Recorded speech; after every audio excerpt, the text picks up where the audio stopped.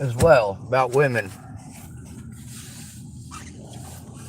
For every video that offends you women, there's a video that offends men too.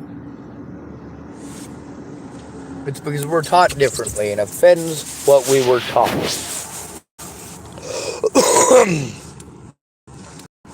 In Gems,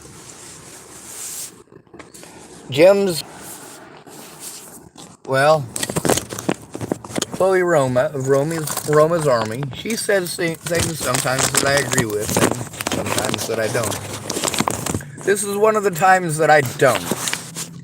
She says it's a good thing that gyms are starting to ban cameras.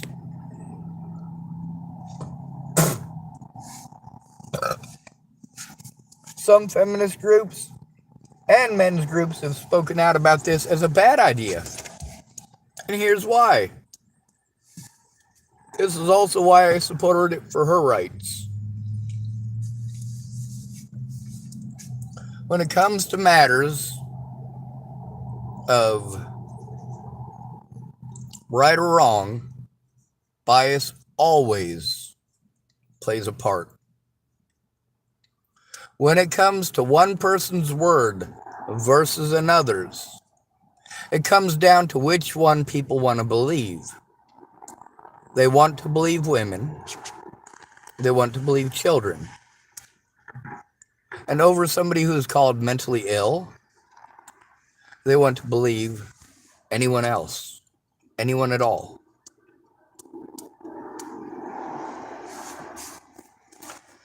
Now let's say that the woman who is freaking out and going, feral, feral, feral, feral, while posting up pictures of her in a Playboy bunny outfit and asking for $800 a month to subscribe to see her pictures. She wants to freak out because she walked into an environment where there's men and men actually exist. Men actually do things in that environment.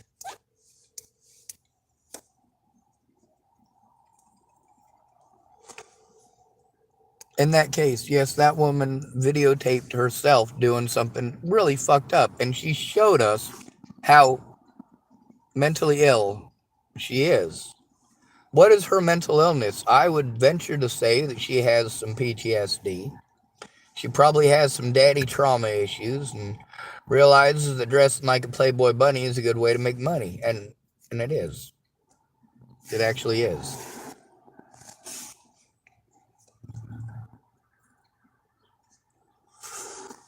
You get even more money if you're more physically attractive and have a better physical physique, which gives her a reason to go to the gym. But it doesn't explain why she went in the equivalent of Speedos and why she was doing something that was very much a problem for her. The person who was letting her know what was going on wasn't trying to be a jerk, wasn't trying to hit at her, hit on her, or stare at her chest.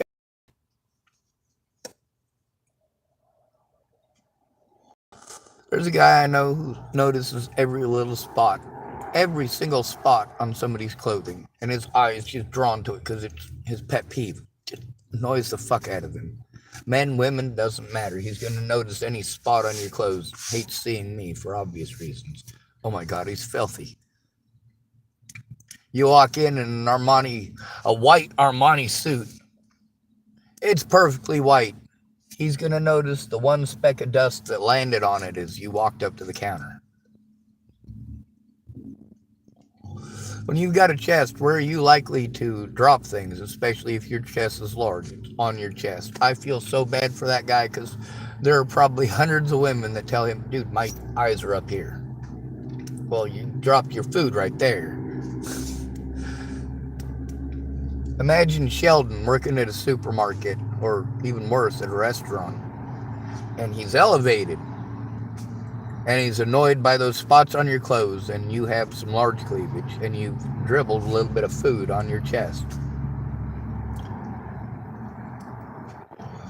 Somebody with a camera just sees him staring at a chest, even if it's just a glance, like, oh God. Like if he sees it and then looks away, like that's not what I wanted to see. I didn't want to see a nasty food stain on somebody's shirt. Now most of us are like, hey, it happens. But for him, it's a major pet peeve. Now, the thing is, there are women whose pet peeve is that a man said hello. An unattractive man or a homeless man said hello. There are women who will walk down the street in a bright red dress, done up to the nines, walking through a poor neighborhood.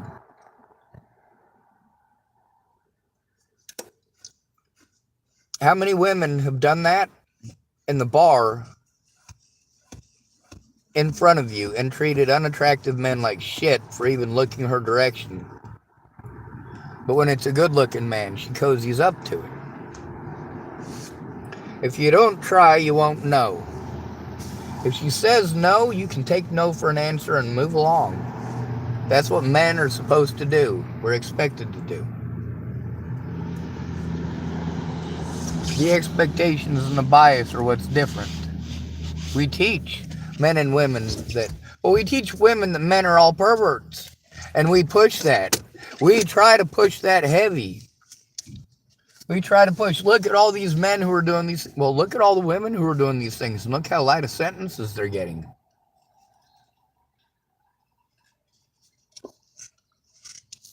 Look at how many people a woman gets away with killing compared to a serial killer male.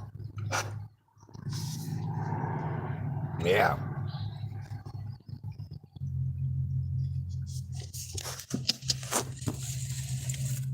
You want to doctor the numbers to make it look like men kill more people as serial killers by pretending that the most productive serial killers in our entire history don't exist. Very specifically, female nurses in the United States have killed more people than all other serial killers and mass shooters combined. Sorry, all other serial killers combined and all other mass shooters combined. Now, if you combine all mass shooters and serial killers together, yes, they have a higher body count. But you have to put them both together to get that.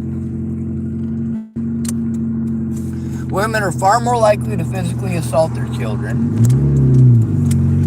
Women are far more likely to get somebody else involved in stalking, and women are far more likely to get away with it because we have taught people that this is okay.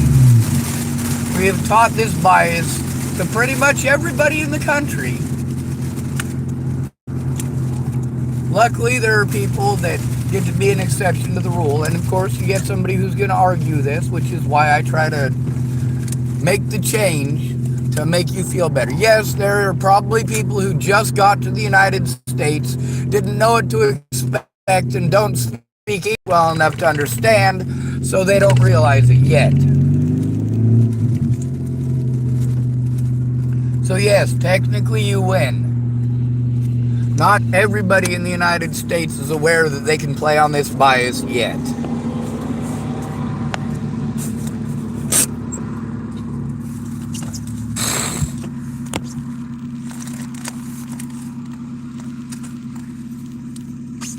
I was going to go to the library, but I decided to go park over by Goodwill.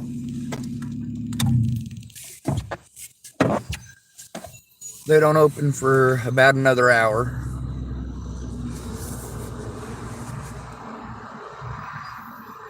They open at either 9 or 10, and it's getting close. So 9:30, so only another half hour before they open.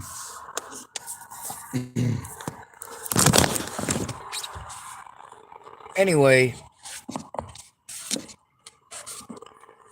a lot of the complaints that I hear are, families spend more time and effort hiding the child molester of the family or the pedophile of the family than they do actually caring about the victim.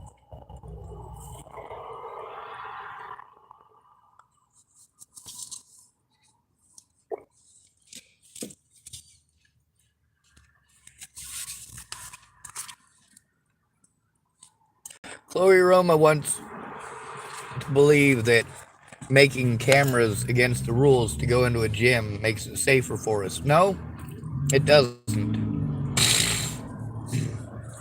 That woman who was freaking out, calling that man feral, you know, if she hadn't recorded herself, he might have gone to jail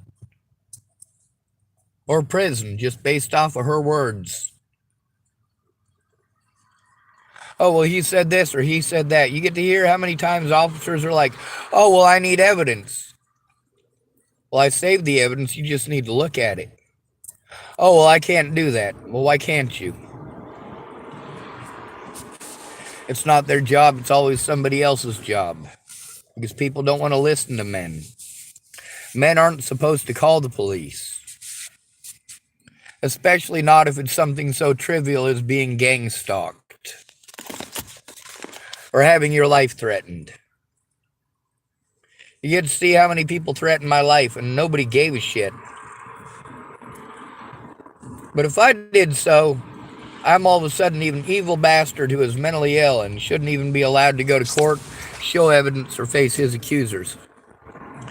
It should be okay to physically assault him in the jails and make fun of him as if he's some sort of retard.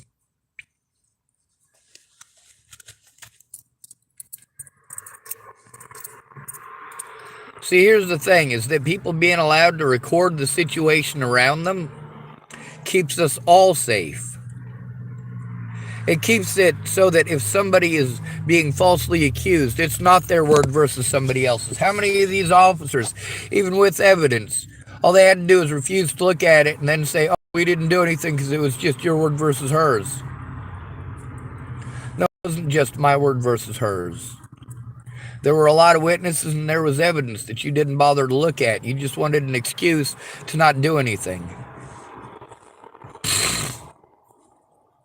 And it is those cops not doing anything about situations like with Molly and like with Robert Farnsworth, with that guy who followed me from Hood River, that shows the true bias.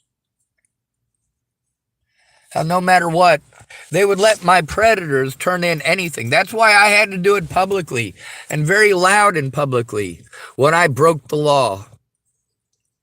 When I did something desperate in order to get heard. I made sure that I advertised the fuck out of the fact that I did it. Because my predators are heard and I am not. They will listen to my predators and their friends, but not to me.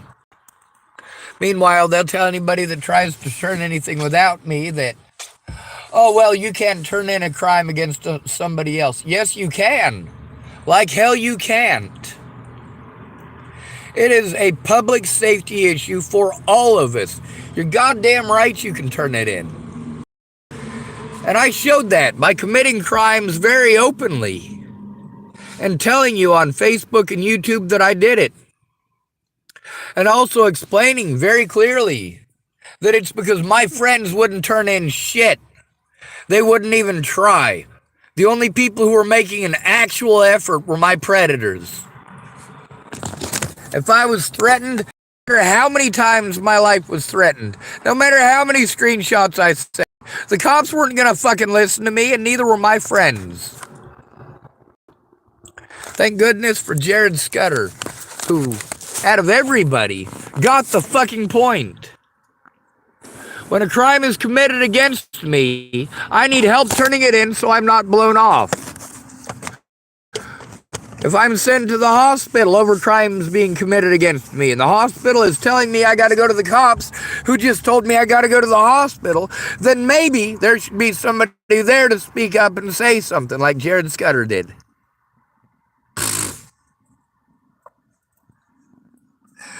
He also understood that I needed to record it. If I don't record it, then the officers get to pretend that nothing happened.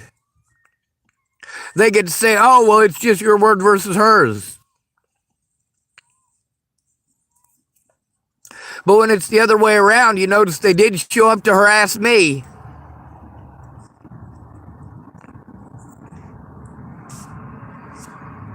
Yeah, there's a reason I record.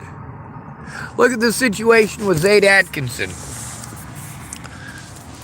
Why did that turn out in his favor?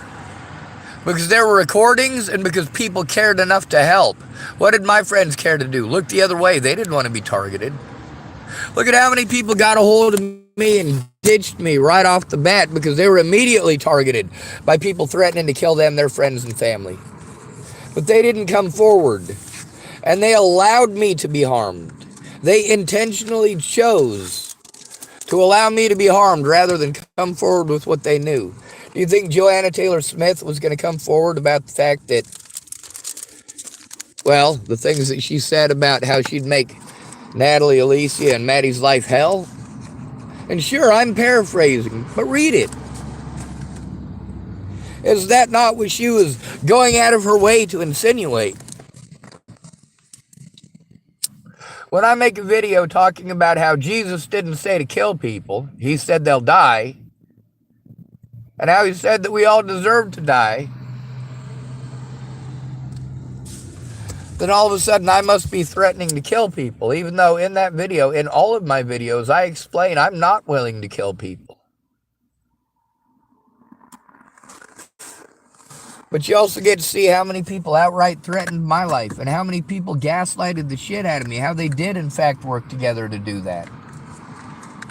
How they made me a target for a bunch of web sleuths. And many of those people pretended that they were my friends, that they wanted to be my friend, that they wanted to help. But the question is, did they help me how they would have helped a woman? I asked Jared that yesterday, or day before yesterday. He said, no, it was yesterday. He said, yes, that is the way I would have treated a woman. Broke. He's right. In his particular scenario, or at least according to his personal belief in himself and of his morality, you know, he's stand up enough to know that everything that he's saying to me is recorded. He knows it gets posted up. He's trying to be an honest and forthright individual. I like that. He understood that it does have to be recorded. Instead of arguing about why, when I called him that time and explained to him, hey, I want to try to meet you. I want to go to your place and meet you outside and have you call the cops. I will send you the thing for the video so that you can see it. And that way, when I get there, it can be recorded for our safety, as well as you being able to have access to the evidence to show him so that we can prove that it did happen, the interaction did happen, that it wasn't that I was on drugs or trying to harm people. It was that, well, I'm scared shitless of him. And if you look at the two previous interactions, well, it makes perfect sense. He was right. He was the officer who was there one of the nights that Molly was doing that shit. He absolutely was. He's absolutely right. That was over at the Fred Meyers parking lot. And then I spoke to him once more again over at the Tillamook parking lot over that incident that started over in the Tillamook parking lot. But it didn't start in the Tillamook parking lot with Molly that night. It started a lot earlier than that when I first got to town. And Tom and everybody else that she was being mean to decided we all wanted to get the hell away from her. And Tom needed some help getting away from her.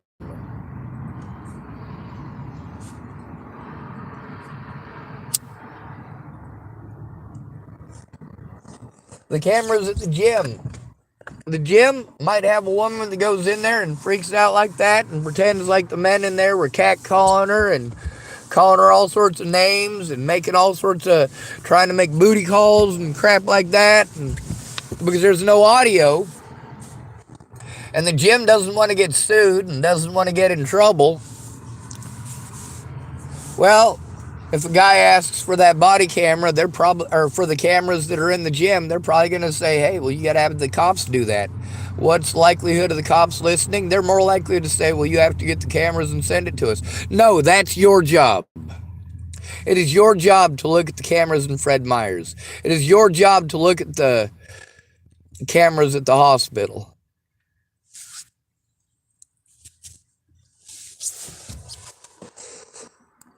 It's a lot more difficult for us to get it. The other thing is when they can call you mentally ill and deny you your rights, they know that you're already discredited, so anything that they say must be the truth according to anybody else. Well, somebody with a badge said it versus somebody with mental illnesses. So obviously, we're going to go for the gun toter over the retard. And that's how you look at us. Like we're too retarded to know what's going on. Like we are too retarded to know what getting hit feels like. Like we are too retarded to feel that our wrists are stuck sideways in the handcuffs in excruciating pain.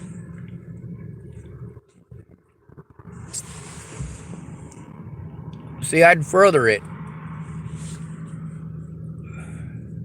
I'd say that those cameras in those places, if they're going to make it so you can't have cameras of your own in that place, then they need to have their cameras there public. And they also have to have audio recordings so that they can't do what officers tried doing to me. Preventing the body cameras from being shown.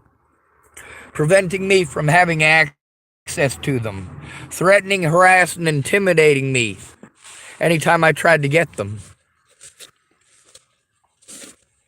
That includes my own public pretenders. This sexist bias wasn't just from the cops. It wasn't just from women. It wasn't just from the public. Our entire country is tainted and it's nasty. And those cameras keep us safe. This camera keeps me safe. This camera and my recordings show the actual events. All of it. Not just the bits and pieces you want to pull out to say, oh my God, he's a misogynistic peg. He looks like a rapist. Oh my God, he did it back to them. No, I threatened to do things back. Things that were actually done to me. And instead of threatening to kill people's friends and family, instead of doing that, what did I do? I threatened 2 people by name. And I admitted to both. Admitted loud and proud publicly that I did both. Because I threatened both of those people publicly. Now when it got to August of 2018, I got tired of people threatening to kill my friends and family. It had been it was almost 2 years. About 2 months short of 2 years. Of people threatening and harassing me and assaulting me and threatening to kill my friends and family. I finally made a post saying, Alicia Bollinger, if you don't come forward, then I'm going to. And I proceeded to make a list of the harm that people had brought to me over the slander by her sister, and Maddie Boa.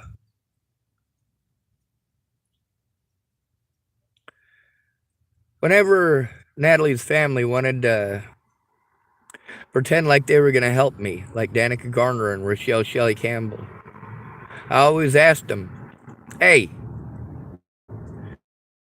did you ever ask Alicia if I molested or raped her? Did you?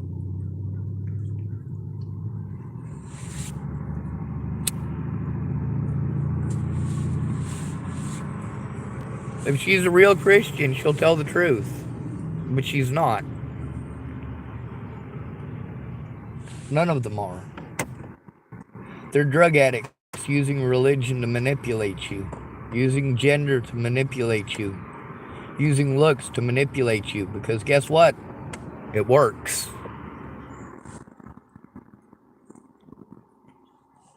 It's a lot more difficult for them to make it work when you've got it recorded. When you have to fight tooth and nail as a male to try to get a body camera from officers who harmed you because you told on your aggressors. My aggressors were both men and women because Maddie Boa thought it was okay to accuse me of shit that I didn't fucking do. We get to see how rampantly women, when they don't get their way, when they're angry, that they will slander your name. Oh, and later on, they want you to accept their apology. Well, you need to go door to door like you did when you went door to all of my friends and family's houses and told them that I was some sort of a this or some sort of that. I will accept your apology when you go door to door and tell all those people that you lied to them.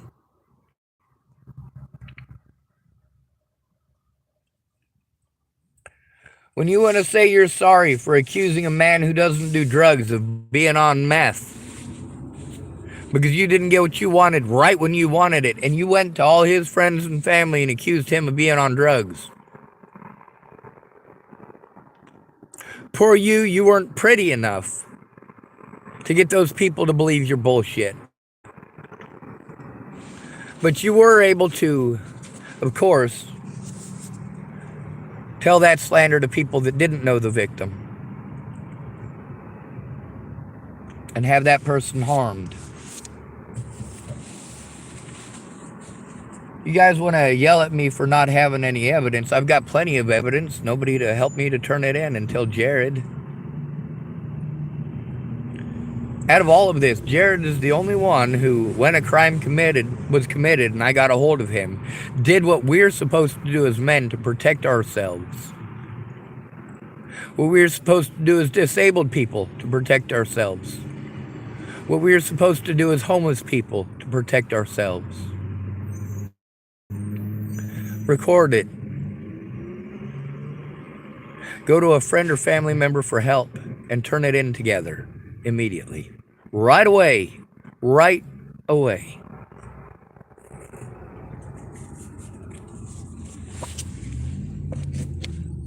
Sammy Leon Lawrence IV and Zaid Atkinson both had the fortune of not being homeless, just being mistaken for homeless people. And of all the people that Waylon Lolotai assaulted, the only two people who got satisfaction were black people who lived in houses, who were mistaken for hobos. And people talked about how good looking Zaid Atkinson is. He was a lot more popular than Sammy Leon Lawrence IV. Both of them cursed at the cops. Oh, really?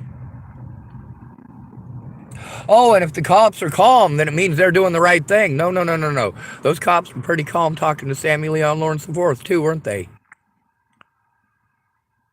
What was the scariest part of that whole video? Out of all of it, what was the scariest part? What was the scariest part for you?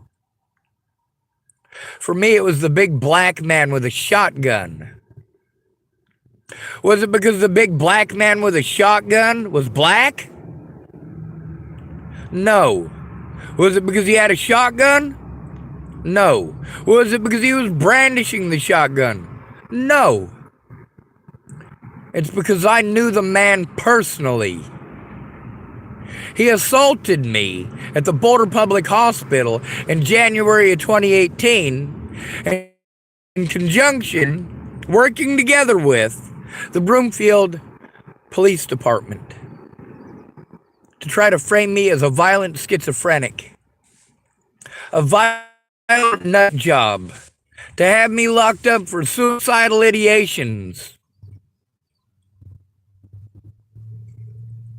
I should have killed myself instead of trying to get help. Ignoring my disabilities because I am a male. Ignoring any and all abuse against me because I am a male. Woman-splaining at me like I'm retarded because I am a male. No, I am the victim of this. And I should have been heard all along. I wanted to stand there looking stupid. I was always the first one to speak. But if nobody stands up to be the first, then nobody stands those. They're the only thing that makes it so that we are safe, because it's not their word versus ours. The actual words that come out of their mouths, like, of course, Miranda Nuzzi works at the prison with the guards when they wanted to come to our cells and harass us. And you write a kite about how the guards will not stop at your cell when you're calling them to your cell like you're being told to. But then they say, oh, well, we have footage of the guards at your cell. Yeah, and I've got kites in about that too. They will only stop to make fun of me or to make fun of the other inmates. Once in a great while, they will do something so that on camera they can show they did something. But without the audio recording, Jesus. I'm surprised the text messages haven't started in yet already this morning. Anyway, me and Chloe Roman don't agree. If you're going to be anywhere in public where an at-risk adult may be, that at-risk adult needs to have the right to do that. If you're going to say that women are at risk because they are smaller on average than men, okay, well then they should have the right to record it.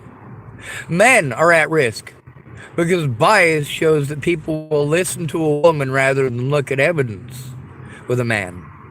They will assume a man's guilt, arrest a man immediately.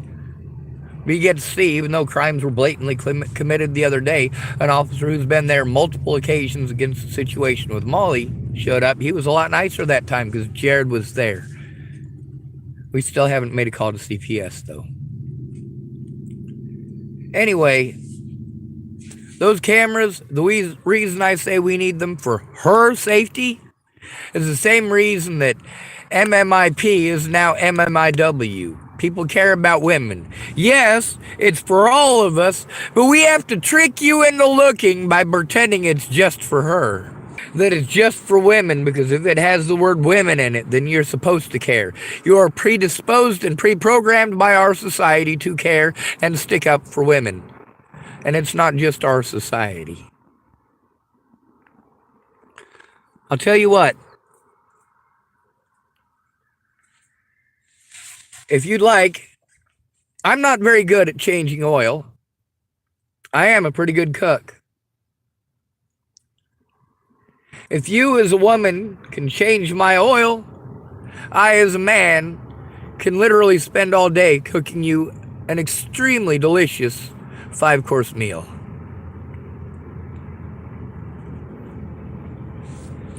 But don't eat my hamburgers. I make my hamburgers only the way I want to eat them, because that's the way they taste best to me. If I make you a hamburger, it's going to taste the way I like them, and you might not like it.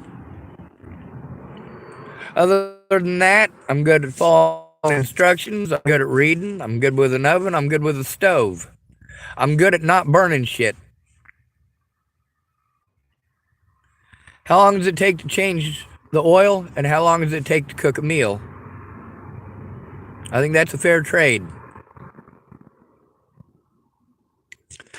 I don't believe that women should be expected to do all the cooking, or that men should be expected to do all the mechanics work.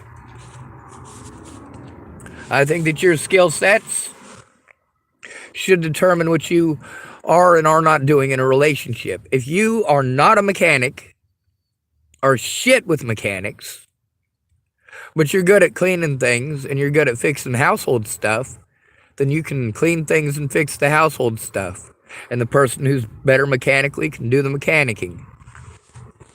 One of the things that we've got today is we've taught women that gender roles are not to be broken for them. There's a lot of women who become mechanics that I know who are lesbians. But there's also women mechanics that I know that aren't lesbians. They grew up with, well, primarily single father households, or households where they had a good working relationship with their father.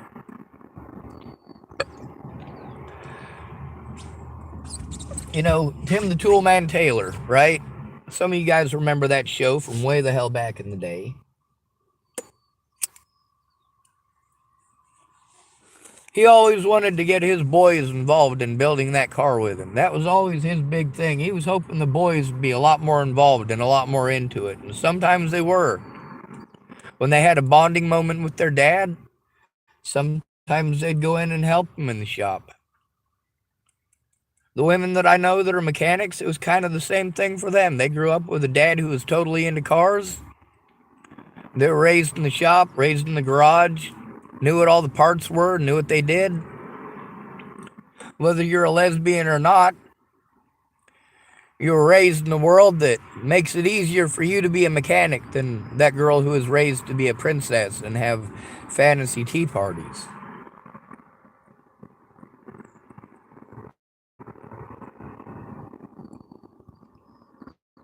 But yes, I've sat down and had tea parties.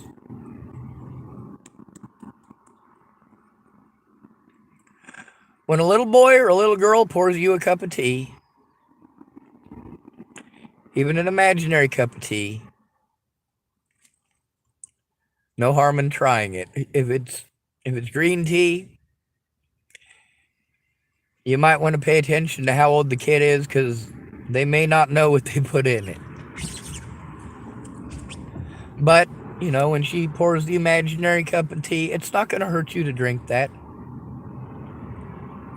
It's not going to hurt you to indulge in a little bit of fantasy. But also, it's important for you to know your role. It's important to know that little girl, whether she's 5, 6, 7, 8, she's highly intelligent and her brain is a sponge, and she will learn what you teach her.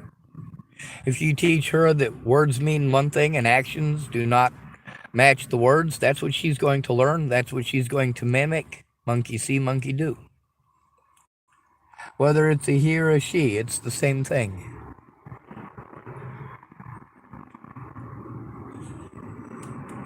So I want to point out very much that with Zayd Atkinson, it was the fact that he had a friend and a camera. With Samuel Leon Lawrence IV, it's the fact that he had a friend and a camera.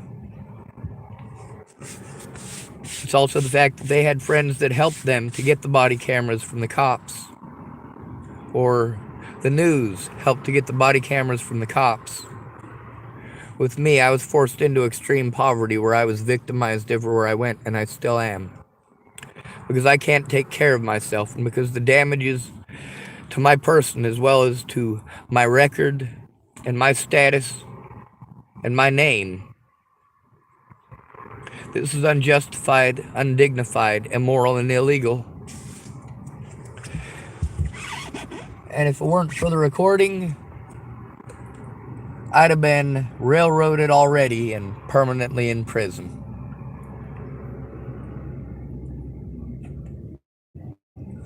The recordings show that I tell the truth. I want to be able to protect both the men and the women in that situation.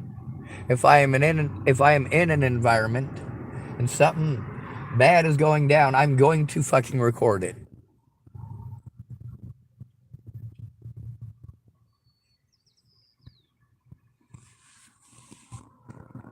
If you're in a private residence and you're abusing children,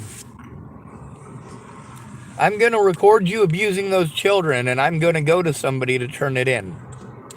Because if I try to turn it in alone, I know the chances are I will be blown off.